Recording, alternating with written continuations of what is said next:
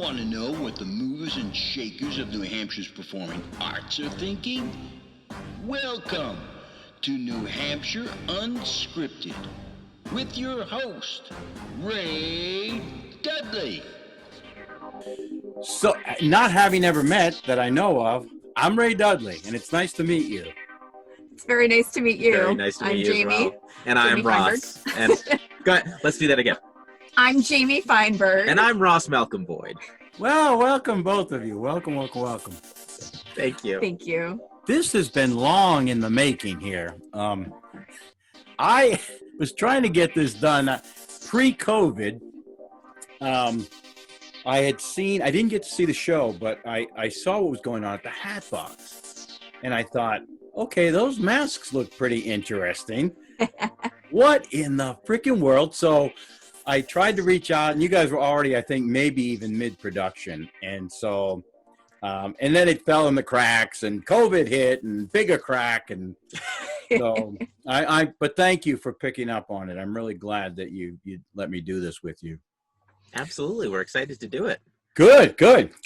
So I am very intrigued. I've been out to your YouTube page, which, to be honest, is a little thin. Yes. I think the last thing I saw out there was 7 years ago. So yeah. just saying. And I went out to your website, and I went out to your Facebook page, and I hit Twitter. And so, so I want to get you on record because I'm very intrigued by what you've done here, the niche that you've chosen. I'm very curious about how well it has come about for you, if you think it has gone well, where you think it'll end up going. But before we get on to that, how about laying some groundwork with me and talk about where did this idea come from? Who thought up the name? Who thought we need to get these kind of interesting puppets / masks / whatever going here? So go ahead, fill me in. How did this whole thing get started?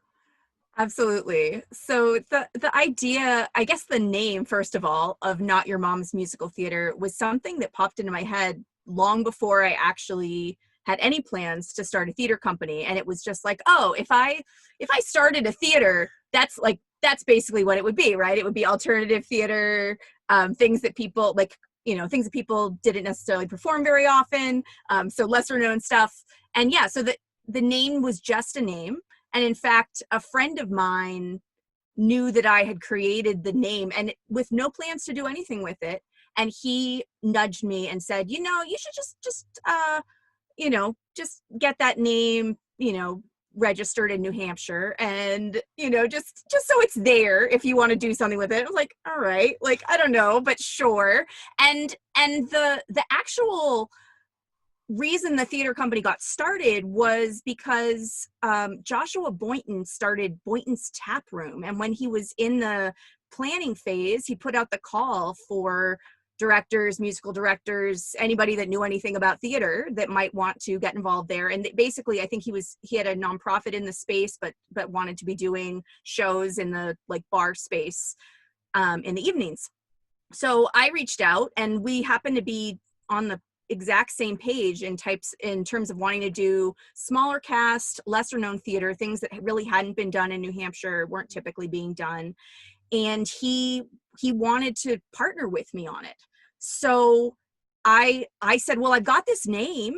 And he was like, sure, we can run with that. And he's got a whole board of people behind the scenes handling the finances. So we hold auditions for the musical title of show, which he tells me we've got the rights to. We hold auditions. We've got a cast. And then he brings me into his office and says, so the finance people have decided that we don't have the money to start with title of show, but yeah, shocking. And they hadn't actually secured the rights. They had, the sort of tentative, if you pay the money, you'll have the rights, but they hadn't taken that next step yet. So here I am, having publicized a show, gotten a cast that's like a dream cast that I'm thrilled to be working with. And the plan had been to do the majority of the rehearsals in that space. And I was pretty devastated. But what he said to me was, well, I've still got this space. So if you can find the money and you want to do this yourself, then you can rehearse here and you can perform here. I'm And, assuming if you could have found the money earlier, Yeah. you might not have needed him. Exactly. But yeah, I'm not one to say no to a challenge like that. So I said, okay, thank you. I'll see what I can do. And next thing I knew, we'd scrounged together a little board of volunteers that were interested in helping us. And we started fundraising. And you've probably noticed when you've looked at our scattered stuff, our fundraising approach early on was very bizarre. We would take $5 and $10 from people. We were literally walking around bars asking people to contribute to our show. I used to do that in college. So we had producers, and to be a producer, I think you had to give $100, but it wasn't your money. It was scrounge up $100 from all your friends, and then your name gets on the program as a producer. So that was our approach. But long story short, it worked. We actually made money on our first few productions, and that's how Not Your Mom's Musical Theater was born. So how long ago was that? So that was 2010. I think the show was supposed to have gone up. This is a whole other part of that story. We were supposed to do title of show, I think in September or October of 2010, but because we didn't actually have those rights secured, when we applied ourselves, we found out that the rights had been restricted because a professional company in Boston was doing it. Of course. So yeah. So what I ended up having to do was I dug around for another show that my cast could do to say, hey, we've already got the space. Let's do a show together. And then as soon as the rights are available, we'll do title of show. So, and I didn't know, it could have been years. I had no idea how long it would be before we were able to get the rights, because if that was one professional company, who knew who else might have already lined up the rights. I didn't know. Right. But yeah, it worked. So then we chose the show, The Musical of Musicals, The Musical, which is a great show, and it parodies the styles of 5 different composers. And it was really a great way to launch our company to say, we know musical theater and we love it, and also we can make fun of it and we can play around and we can do, we can have 4 actors on stage playing a variety of characters, doing a variety of different things. And it just, basically doing a production it was all about the performers and the performance that they gave. You didn't need fancy costumes, lights, set, what have you. We were in a bar. I don't even think you needed 4 chairs for that show. No, I don't even think we did, Ross. So that was how it got started, and it kind of put us on the map. People saw it and were like, oh, this is interesting. And it also had the added benefit that the cast got to know each other really well. So when we got the rights and were able to do title of show in January of 2011, they'd already been working really closely together. And the musical title of show is about a group of friends. So they're supposed to have this established camaraderie. Nice. And it just couldn't have been more perfect that they've been working together. Nice.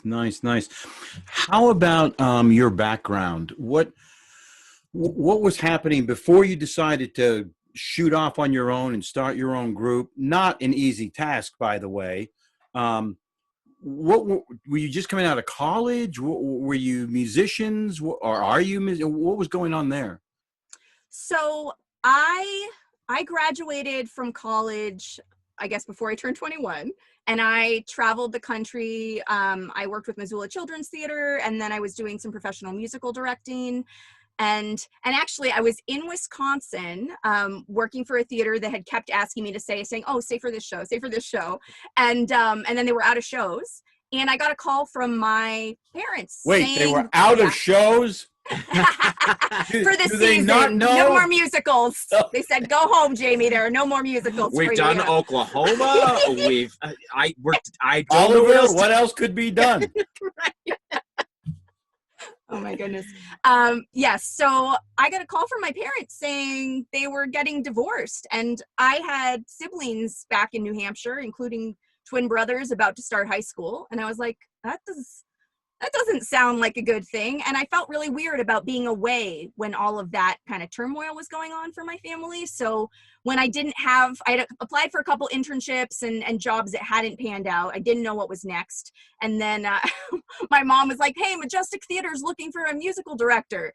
And I was like, well, it's something. Let me start there. So I went back to New Hampshire. I musically directed with Majestic and then started picking up various like part-time jobs in the arts. To be fair, I also worked at Old Navy for a little bit, but you know, I started piecemealing things. I picked up a job because a woman was retiring from teaching preschool and kindergarten music and movement. So I started working with those kids. I just had a degree in music, just a BA, but a lot of theater experience. And so it was just like anything that I felt remotely qualified for, I would do. So the musical directing being sort of the highlight because I can play piano and I love to teach music.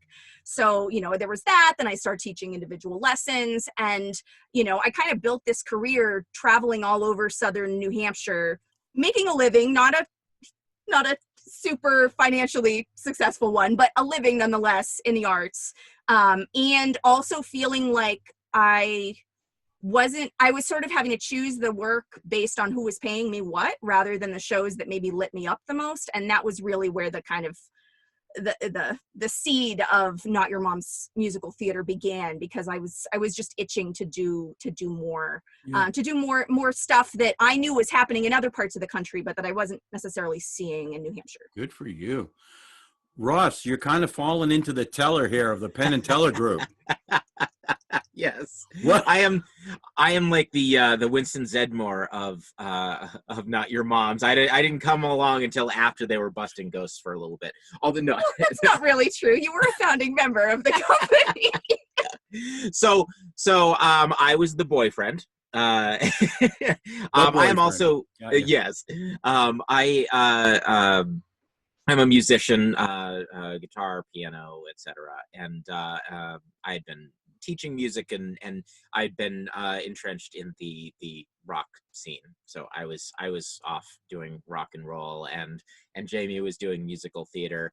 I also had a degree in audio engineering, or I was completing my degree at the time. I didn't have it yet, but I was an audio engineer, so I kind of took the technical side of Not Your Mom. So doing sound and lights and whatever kind of other electrical needs came up in the various weird spaces that we ended up.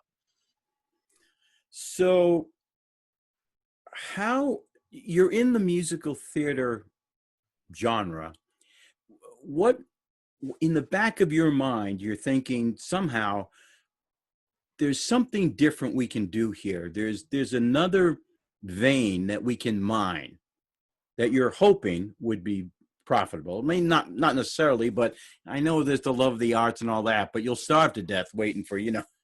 So what was going on there? What made you think there's this whole area, which, let's be honest, it's not going to attract a lot of people because the shows that haven't heard, you know, they don't get a lot of play time.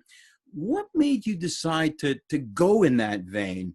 Was it just really just a love for these other shows, or what did you see going on there?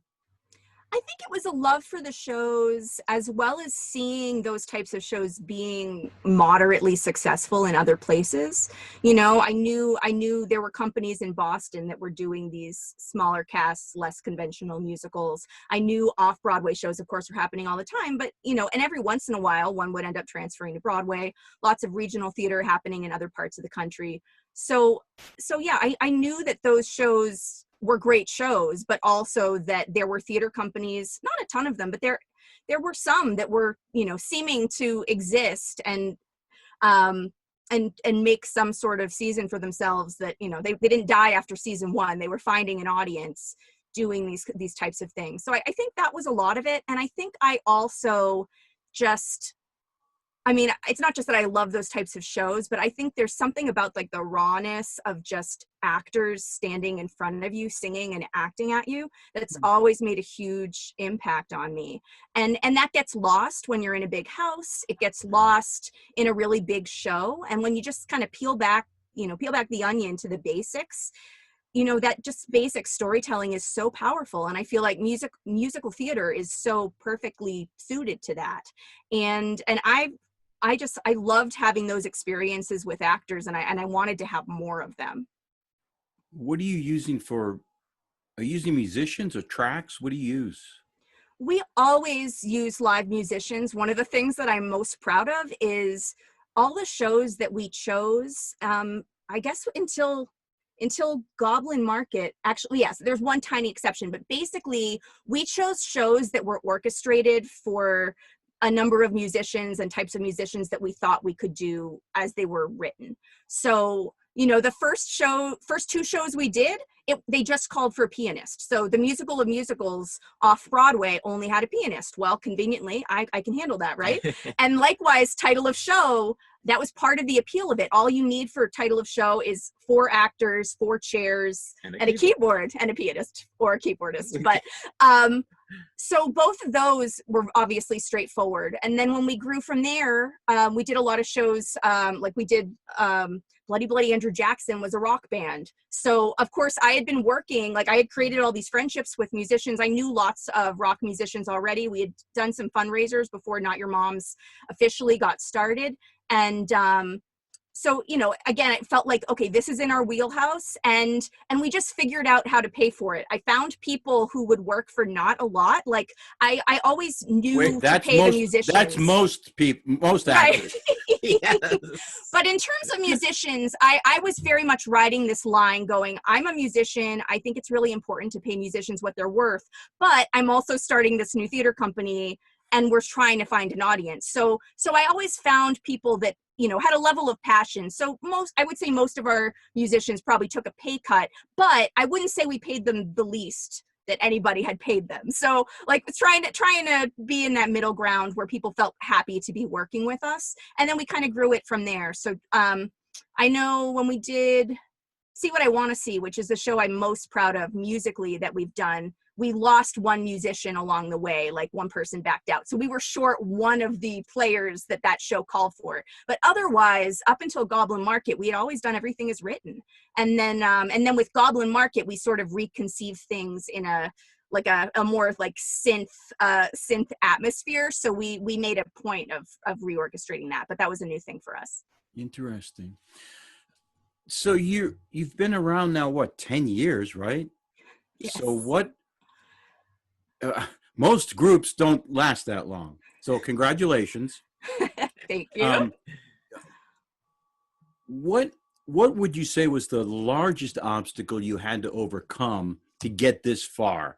Obviously, the whole title of show disaster in the beginning, but maybe something that you didn't anticipate. You know, you were going along and thought, okay, we got this, we can do this. And then, I mean, you don't have a home, right? You're a traveling troupe pretty much, right? Yep. So, I mean, Ross, you might have another opinion on this. I think the challenge Ross speaks. Oh. I think the challenges of being a traveling troupe are significant, and I think we were choosing really unconventional spaces because we didn't have money, frankly. So like, you know, we started out with a free space, and that was great. Well, we could do that for free. And then it was, you know, we performed in a lecture hall at the Derryfield School. And then when we did start doing more performances in, like we performed at the Amato Center, but that show, we could only afford a week. And we quickly realized, to develop the momentum, the audience, for reviews to get out, like we got a ton of publicity for Bloody Bloody Andrew Jackson, including, you know, NHPR profiling us. And, you know, it did an interview with me. It was great. But by the time you're getting started and the audiences are coming, then the show closed. Yeah. So that made us go, all right, we clearly need to do multiple weeks. So then the following year, you know, we were doing multiple weeks, but it was killing us financially. And I think if we had gotten started and there was a venue like the Hatbox Theater nearby that was really designed for the performers and the production companies as much as the audiences, I think that would have really enhanced things for us and made it just that much easier, because we were choosing different locations. So you don't, I mean, we had people coming. Our first survey said people came from 44 towns, so it didn't seem like it was holding people back, that we kind of ended up rotating around. That was, I mean, we know that they were traveling a lot, but and at these the are same more than just friends and family, right? Oh yeah. Yeah. Yep, That's for sure. impressive. Yeah, it was. We were pretty psyched about that. But yeah, I think if we had a regular home, you would get some local people that would naturally get involved, and also you just get the financial consistency, like building that, you know. So I think that was one of the biggest struggles for us. Like developing an audience was tricky, but I think that in particular was part of why. I agree. Yeah. Yeah, because you guys aren't really black box theater, but you're on the cusp of that, right? I mean, again, a lot of titles which you've chosen, I'm not sure so many people know Bloody Bloody Andrew Jackson. It's not like at the top of their list. So you run that fine line of, we do a show we love, maybe we'll get a few people out, and, you know, it's pretty hard to walk that line. It is, and not all of the shows have the same hook. Like none of the shows are big name shows that we've done, but some of the shows have more of a hook than others. Like Bloody Bloody Andrew Jackson, you know, we're gonna put on a rock show, and it's like Bloody Bloody, what the hell is that? You know, that's gonna grab people's attention. Whereas like See What I Want to See, which I thought was a brilliant show, just doesn't, like, okay, what is it? Okay, it's based on this Japanese short stories. Okay, and you know, it doesn't have the same like gotcha hook as others. Goblin Market, we had like puppets and synthesizers, and people are like, what's going on there? But other shows don't necessarily have that kind of thing. Yeah, so I think part of what we were trying to do was develop, and continue to do, honestly, is develop an audience of people that are specifically interested in new things and interested in checking out shows that they don't know. And I can't tell you how many audience members, including a lot of adjudicators. The whole reason we got involved in the adjudication for the theater awards was because we wanted new people to see the show. And we had so many people say, you know, thank you so much for doing this show. Like adjudicators specifically would write us and be like, thank you, like I never would have seen this, but this was fantastic. Or like, I've never seen anything like this in New Hampshire. We would hear those stories all the time. And it's part of the reason that for 4 years, we did a concert series. And, you know, part of the reason for the concert series was that a lot of our material, frankly, was you know, at least rated PG-13, if not more adult than that. So we wanted a series that anybody could come to, that, you know, or at least like, you know, high school students and middle school students, that their parents wouldn't hesitate to be like, yeah, go see what these guys are up to. Because sometimes that was an issue with some of our shows. And the concerts were specifically about musical theater history. So you'd have an MC or multiple MCs telling you the history behind the songs that are being presented. And, you know, like all of our stuff, it was very focused on like the storytelling, because it was just someone on a stage singing at people most of the time. And sometimes you'd have a group of people doing that, but you know, no sets or anything like that. And those were one-offs. So if, you know, in some ways that meant we would get decent crowds for a lot of them, because it's like you get one shot. Yeah. So if you want to check out what happened in musical theater in 1973, you have one time to check it out. Come to Derry Sunday, and that's it. But that was a nice way, I think, of encouraging people to think about musical theater like in a broader context, and where do these like lesser known musicals, like where do they live in you know, in the world of musical theater, not just in this like isolated show. And that like I think necessarily starts to teach people that there's just something interesting about musical theater, and particularly, you know, musical theater they don't know, right? Because Annie people go out because their family and friends are in it. They can see it anywhere. That's most of what that is. Yeah. And you know, and when you do a small cast production, if you've got 4 people, their friends and family are only going to go so far. Right. So yeah, so you have to develop an interest in a, you know, in a wider way for people to come check out something they don't know. Have you, as a group, toyed with the idea of writing your own? Because you seem very passionate about this the individuality, the uniqueness of the program. So are you guys writers as well? Have you thought about climbing that mountain? Do you want to talk? Yeah, I am a songwriter. So that's like my passion is writing music. So I've been writing with my rock bands and writing for short films and podcast themes and et cetera, for a long time. And since the beginning, I've kind of been throwing out the idea. It's like, hey, let's write a musical. Hey, let's write a musical. You know, it's a pretty big undertaking. I think we've got a notebook full of ideas to pursue. We've kind of toyed with some particular concepts in different places, various like offers here and there. I worked on a TV project that didn't take off, like a musical TV show. But yeah, it's definitely on the table. I think Goblin Market is kind of closest to what we've done, because I did reorchestrate the show for synthesized like a couple keyboards and weird guitar and sound effects and stuff like that. So kind of reshaping the sound of a show is as close as we've come thus far, but it's certainly not off the table. Yeah, we're still, we've had a couple projects, I would say, that almost took off. We also collaborated with the theater company like very early on in our first year on sort of like an original like skits and songs type of a thing. And they kind of contributed some original material for that. So it's very much something we talk to people about. Like within the last year, we've had some conversations. We have leads. I wouldn't be surprised if that's honestly the next thing, frontier for Not Your Mom's Musical Theater. Yeah.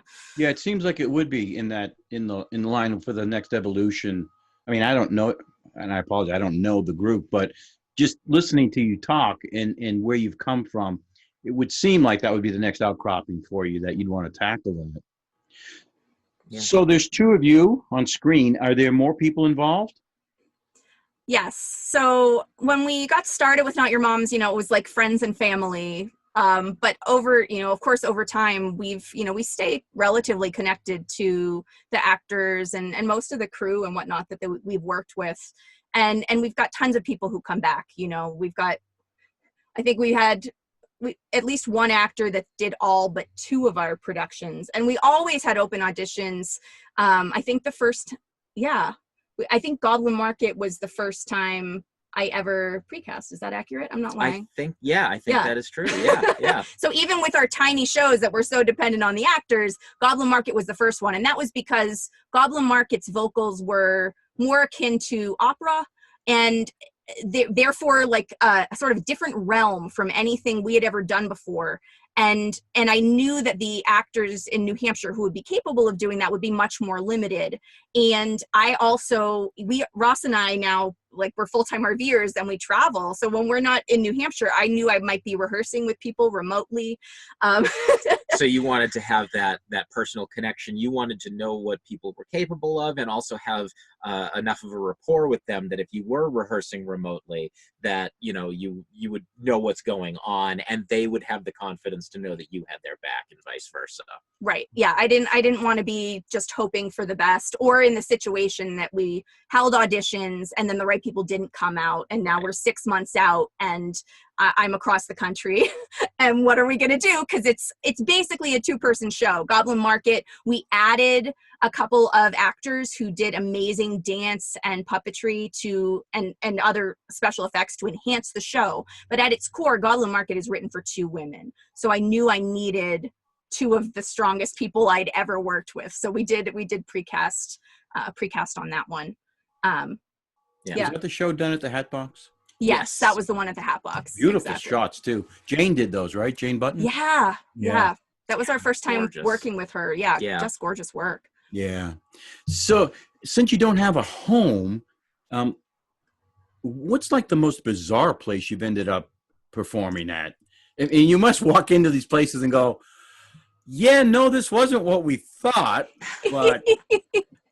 That's definitely happened. Yeah. I think playing my own like original material, we've probably been in some pretty strange places. The first show that we got when we first hit the road, what was 4 years ago? Yeah. Was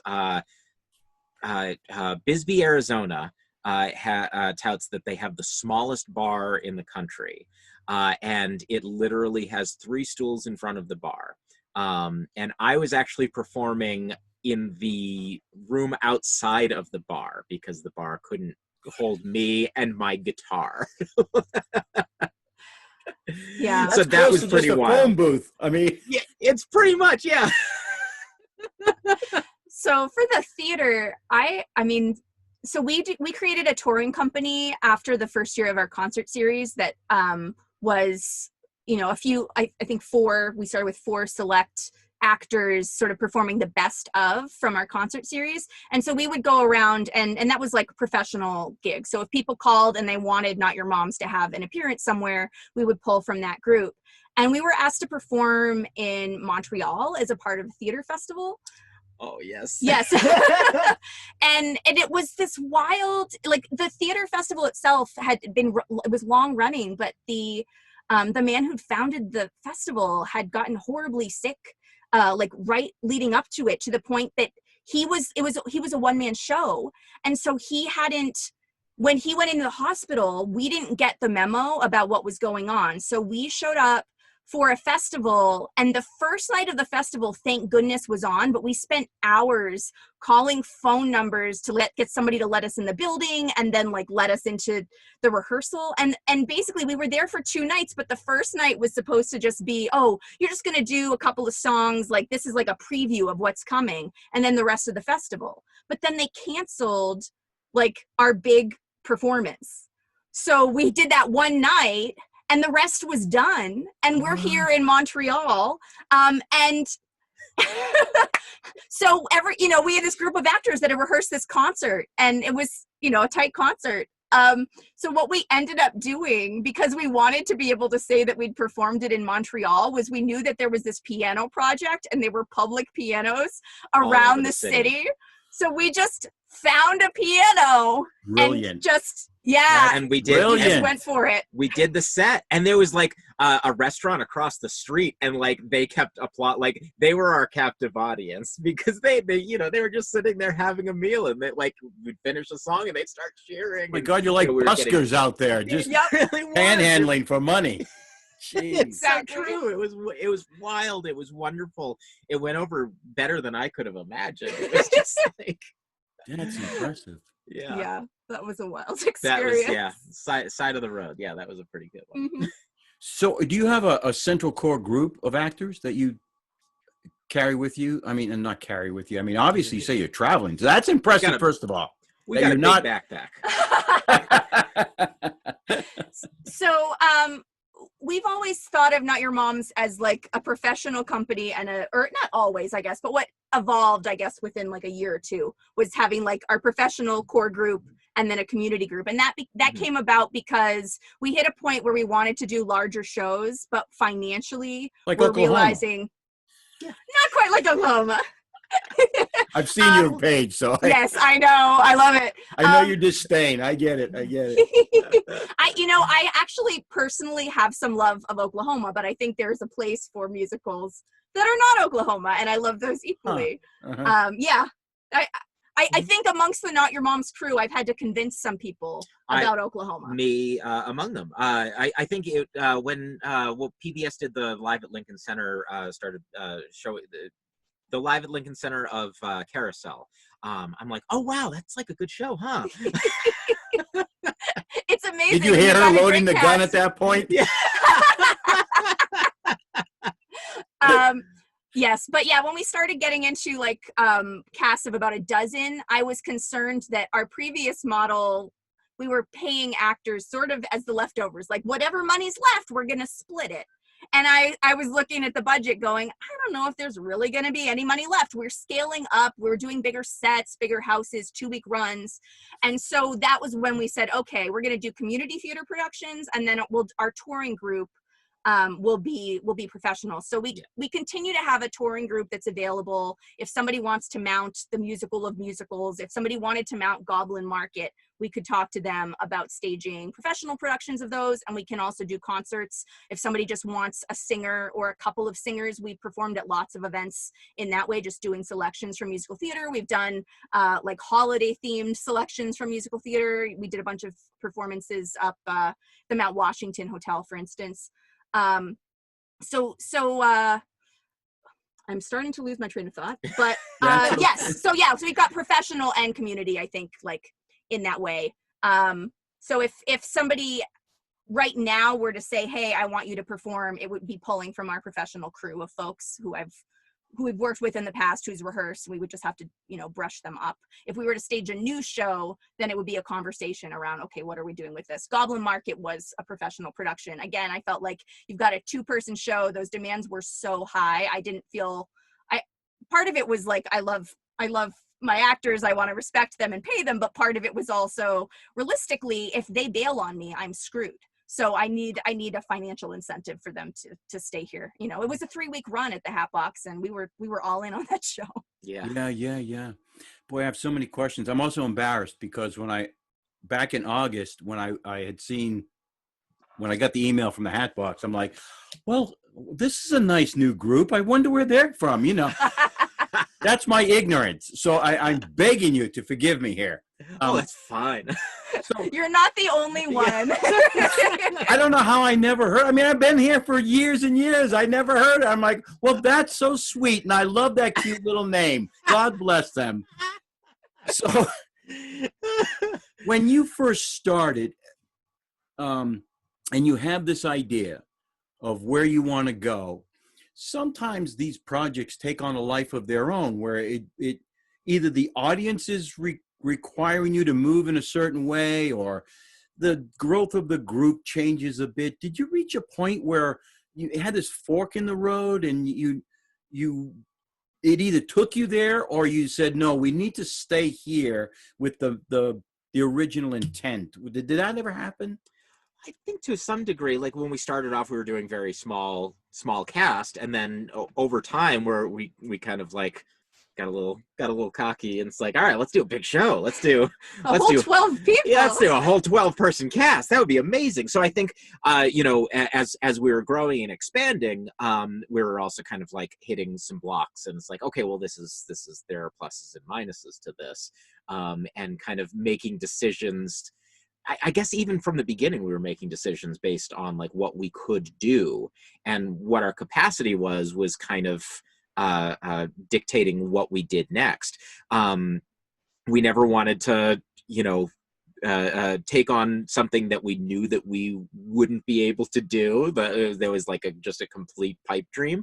But we always wanted to challenge ourselves as well. Do you want to expand on that or go in a different direction? Yeah, I think that's definitely true. I think I was lucky that, with the folks who founded the organization with me, and then, like future board members and whatnot, volunteers, people have always been very supportive of my vision and what interests me. And I think my interests naturally evolved too, and it's true for all of us, but as you're doing things, you realize what works. I think wanting to expand the cast is in part because there were more and more people that wanted to be a part of Not Your Moms. When we started out, it was like, oh, let's find 4 great people. And then, as more people are interested in being a part of what you're doing, then you start to think a little bit bigger. And, and as we grew, we had a set designer or multiple set designers who were like, hey, I like what you're doing. We had, brilliant lighting people saying, hey, I like what you folks are doing. And so now, you start thinking bigger when you've got more resources and more people that are interested in getting involved. And I think the concert series was kind of that too. When we started it out, I had no ambitions of doing that, but I started to want to fill a void, to say, okay, there are all these people who want to see our shows, but they're too young.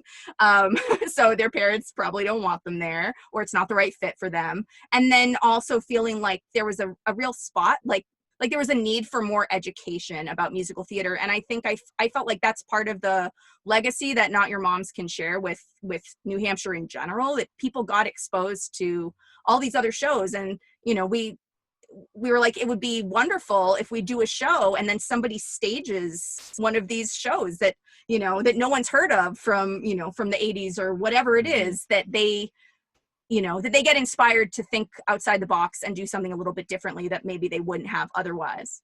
Yeah, kudos to you on that one. Yeah. Talk to me a little bit about the touring company.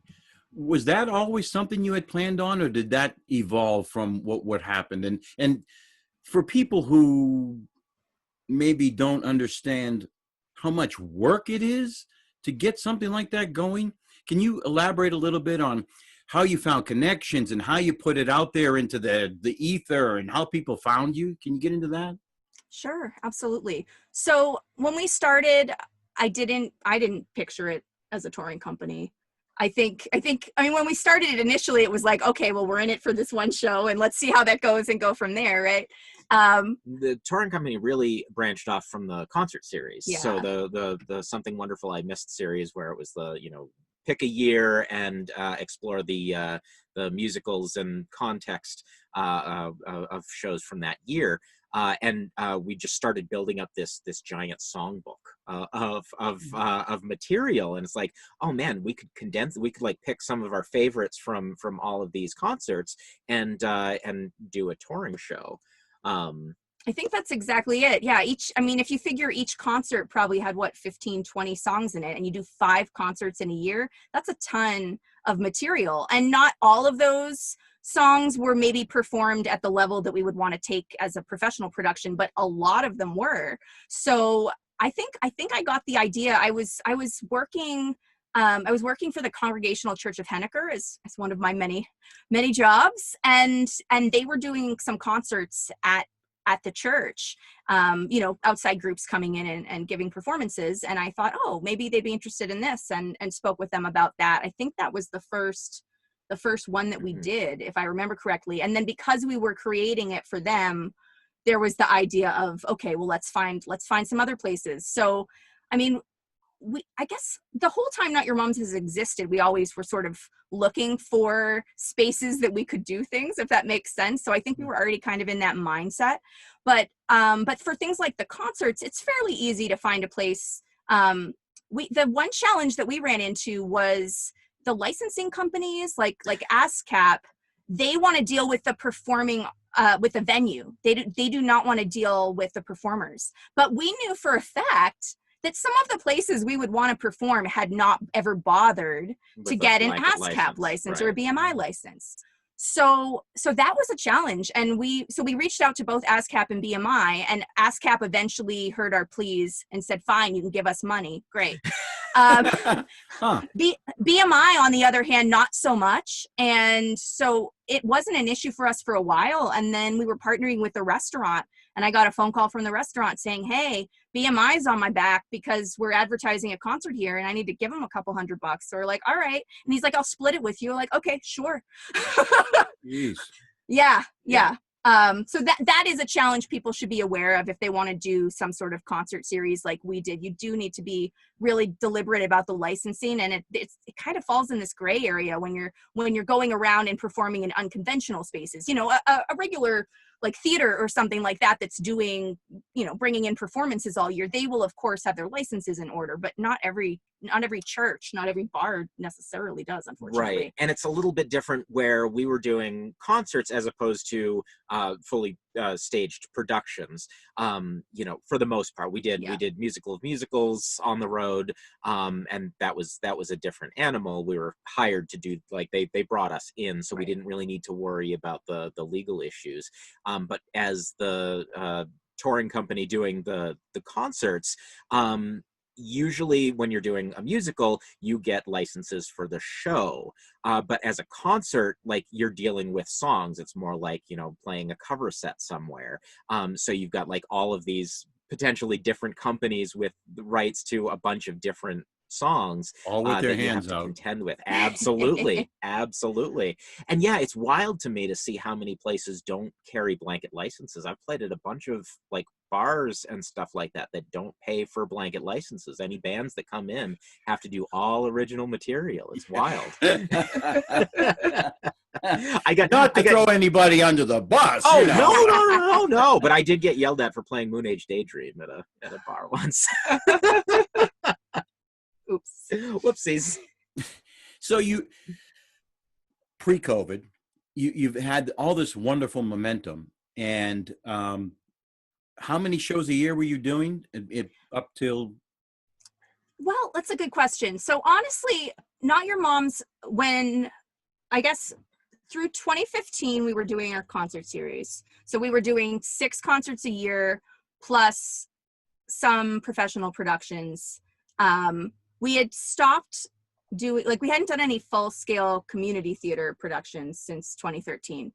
Basically, I think we have kind of shifted at this point to mainly just focusing on the professional end. And I think that's because like the way our life went. We got married in 2014. And then 2015, we wrapped up the concerts because Ross and I knew we wanted to hit the road and become full-time RVers. So that made life a lot more interesting. You think? So yeah. So from that point on, it's been what are we really lit up about? So we haven't had, we haven't gone like right now, I can't tell you what's next, right? Whereas before, we always knew what was in the pipeline. Right. I would say before we hit the road. And then we hit the road and it was like, okay, I was getting calls. I flew back to New Hampshire to do some concerts. And if we were back in the area, we would put on concerts. Jocelyn's show.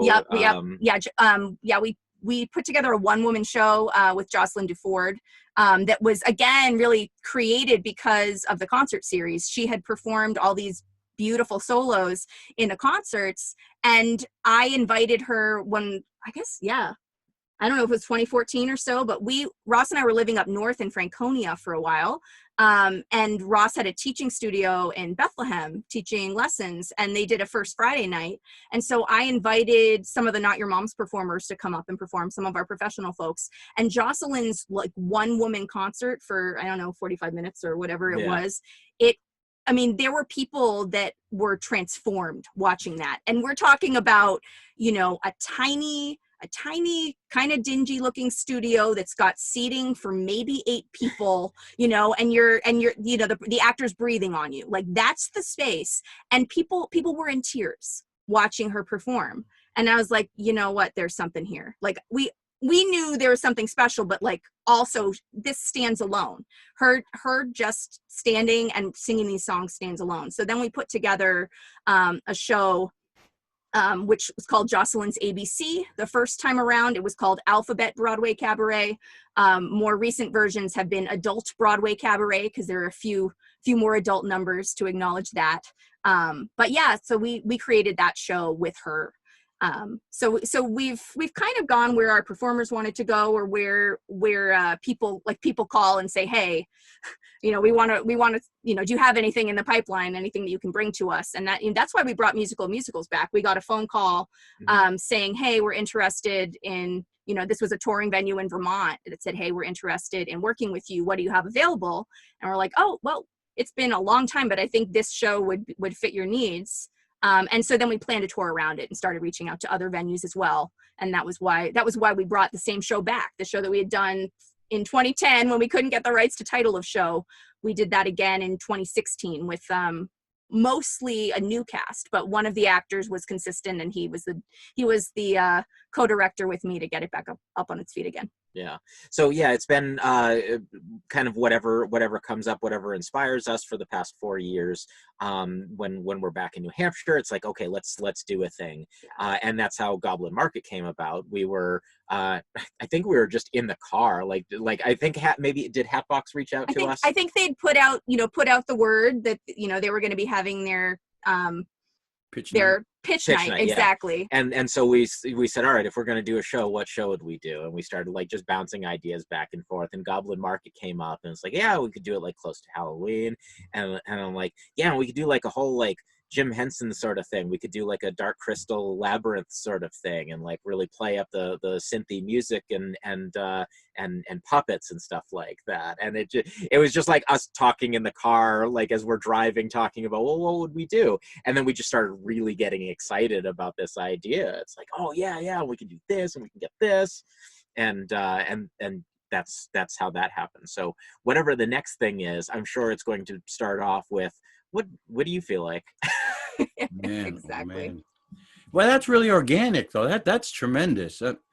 For a couple of reasons. One, you're willing to do that.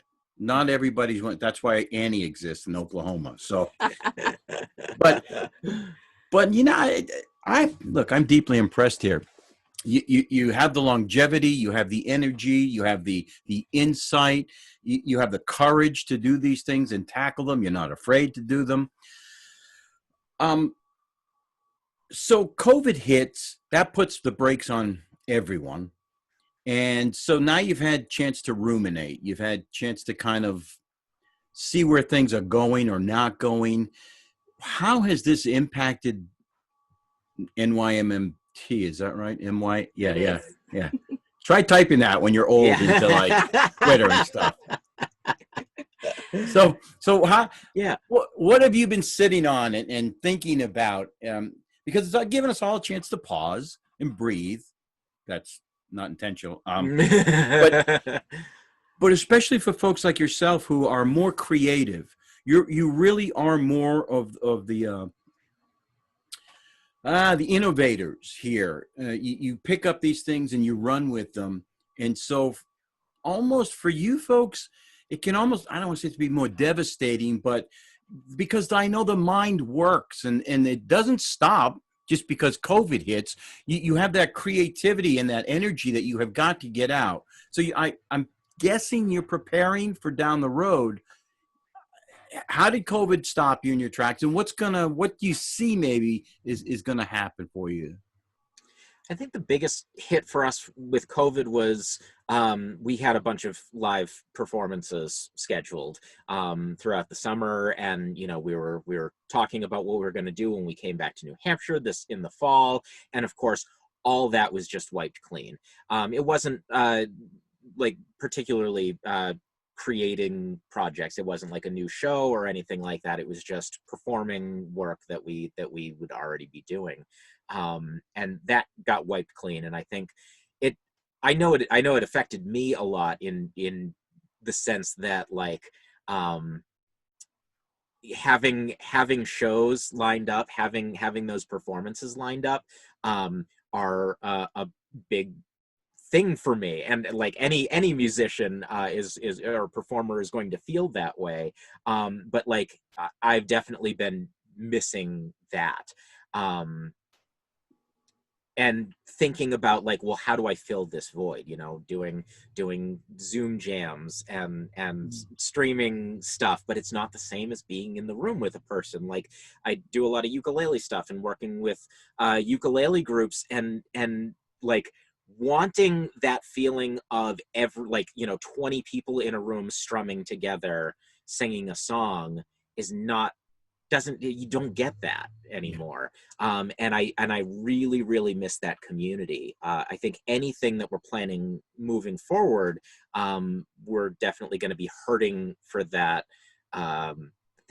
togetherness that we can't really capture virtually yet. I mean, who knows? This might inspire the new technological revolution that brings us closer together, no matter how far we are away. But what about you, Jaimie? Well, yeah, I mean, for us, in terms of the short term, we were planning to go back as musicians at the Hatbox over the summer, and of course, that production got way postponed. So that was Manal La Mancha. For Not Your Moms, and thinking about like our future creative projects, I mean, we've been spending a lot of time like brainstorming podcast ideas and things like that are like kind of a different vein, but a way to get our get the creativity fix. In terms of what this is going to mean for actually getting back to a stage show, it still really remains to be seen. And musical theater in particular is, I mean, it's just, I know there are companies out there right now trying to find safe ways to do it, but like for us, unless you've been quarantining together, we wouldn't have the comfort level of people on stage performing musical theater right now. And so it's gonna be really interesting to see you know, a year from now, or however long, 6 months, to see where things are at and what we think about. And then also if we think about like touring and where we're going to go, like what kind of precautions the venue is going to have to take, and you know, and even just having the conversation with your actors, because I think that's part of it, is everybody has a different comfort level right now in terms of what they would even consider doing. So yeah, I mean, when you get into music and then the like amplifying music, it's really tricky. I haven't gotten too far past the stage of mourning, you know, getting to that next in terms of performance. I've been writing like crazy, but you know, without much of an outlet for all that stuff. But I joked about having like astronauts, you know, space suits, like performing in space suits and stuff like that. And then the Flaming Lips have recently been doing concerts where the entire band and the entire audience are in these self-contained. Oh, I saw those bubbles. Yeah. Which is a really wild idea. But stuff like that. Like how can we bend this to our advantage? What can we do? Like, given these constraints, how do we make that work to our advantage? And like, I think Oklahoma in space, my idea for Oklahoma in space could finally come to fruition. Could be. Pigs in space. I get it. Doing Oklahoma. Yeah. Yes. I think we forget, right, that we as performers and actors and innovators, you know, we live off the momentum. It's built into our psyches and our, even if it's subconscious, you know, we finish a production, we go to the audition, or we're auditioning in the middle of a production that we're in, and we just keep this cycle up, and then all of a sudden it stops. Yeah. And the fix is done. And we start these withdrawal symptoms as performers. And as innovators, it has to be even brutal for you. I mean, I just perform, but I can't imagine being a creator and having to just have somebody pull the plug on it. I feel bad for you, to be honest. Yeah. I mean, we feel bad, and we feel bad for all of the other performers and creators and innovators. It has been inspiring to see what a lot of folks have been doing online. Video collaborations and stuff like that have been really, really wonderful to see. It's obviously not the same, and it's obviously not what we would like to be doing right now, but it's still impressive to see how many people are pushing through anyway, and kind of saying, all right, this isn't going to stop us. Like, it's going to change what we're doing and how we're producing, but it's not going to stop us. So that's definitely been inspiring and giving me a little bit more hope as soon as I can kind of like get past the mourning phase to actually act on that hope. I feel it. Yeah. I think for me, like, I think in some respects we're lucky because Not Your Mom's Musical Theater was the passion for a long time. But since we've hit the road, you know, we have other sort of simultaneous things going on. And I know for you, Ross, like you're still a musician that's like desperate to be out performing and performing your own work. And I totally get that and why this is a really challenging time for you. But you know, for me personally, like I blog, I write for different places, and you know, and we've been building businesses. Like we've been, you know, I've got a life coaching business, and we teach music lessons online, and thankfully online music lessons, this is a great time to be an online music educator. So yeah, I think professionally we are lucky that, like, you know, we lost a lot of gigs, but we didn't lose all of our income streams. There are a lot of folks, you know, who aren't as lucky as we are, in that like their entire livelihood was performing or staging productions. All of my friends in live sound, everything that they're going through right now is awful, or not going through now. It's absolutely devastating and disheartening. And again, we are very lucky. The theater company being what it is, like, we don't have any overhead. You know, we don't have to pay staff. It's not like a big a big theater. We've always been this weird little floating entity. So something like this isn't going to destroy Not Your Moms. Not Your Moms isn't going to go out of business. But we're definitely in stasis. Yeah. It's painful, isn't it? It's painful. It's incredibly painful. It's incredibly painful and disappointing. I think we're listening to the episode with that you did with Andrew Pernard recently, and talking about, you know, early in the year we were all kind of thinking, okay, when this is over, this is what we're gonna do. It's like by the end of the year we're gonna do this, and all those plans. It's like, all right, we just got to get through this. We just got to get through this, and just that sinking feeling when you realize, oh, we're not gonna go back. Like it's not gonna be like it was before. Yeah. Like it's devastating to think that, like, you know, that it's never gonna be what it was before. But there is also like this glimmering excitement on the other side of like, okay, well then what's it going to be? It's going to be something new, and we have control over how to make that new thing be as cool as it can be. Again, I'm still in the mourning phase. Like, I know that sounded optimistic and hopeful, but but see, this is my point. This is why my hat is off to folks, like, because the creator won't stop.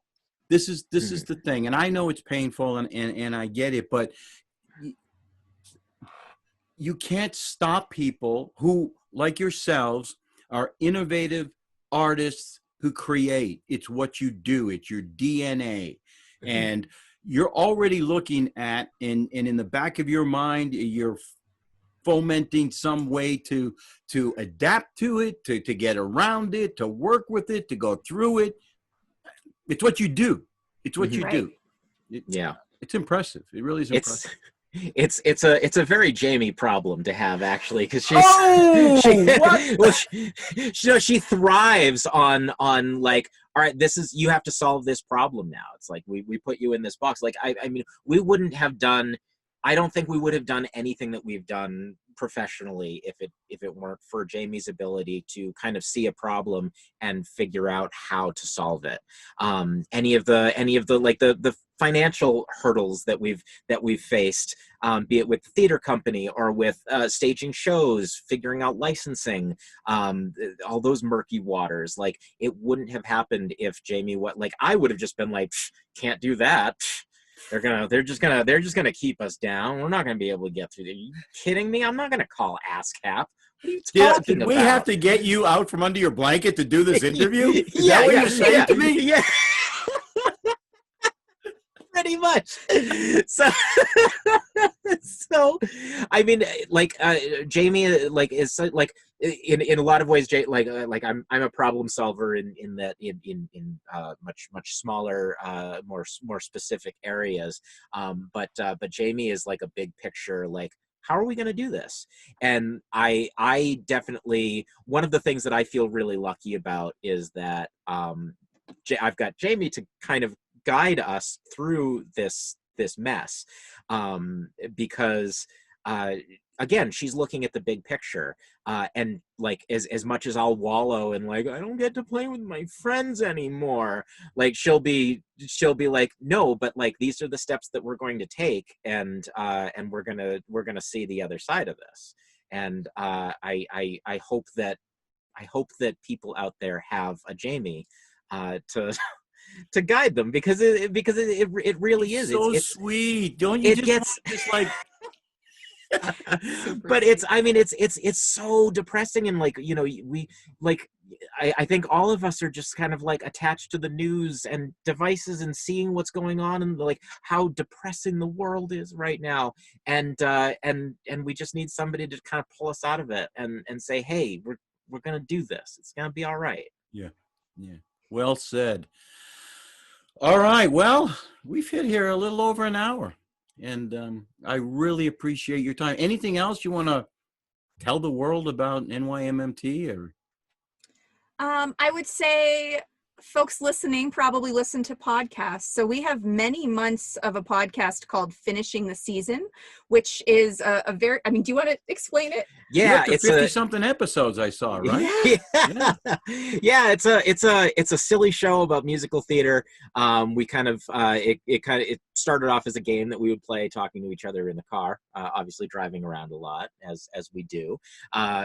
We have to keep ourselves occupied. So I would always ask Jaimie things like, if you could only cast so and so in shows, like what shows would you pick? And that's kind of became the premise of the show, is like these hypothetical seasons at a hypothetical theater.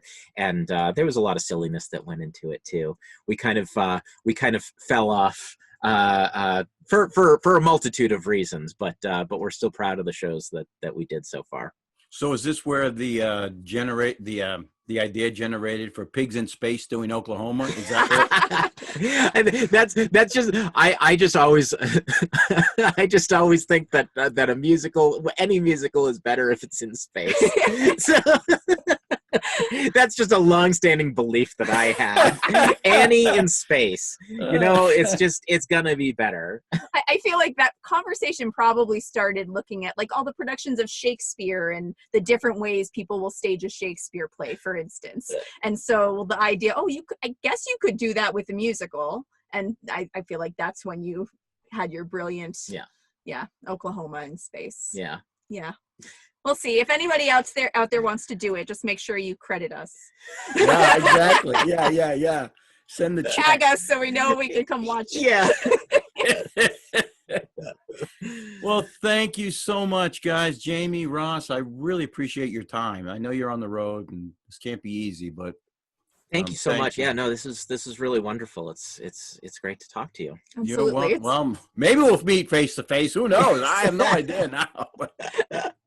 You're so great. Thank you so much. I'll send you a link as soon as I cut it all up. Perfect. Sounds great. Thank All you. right. Enjoy New Mexico.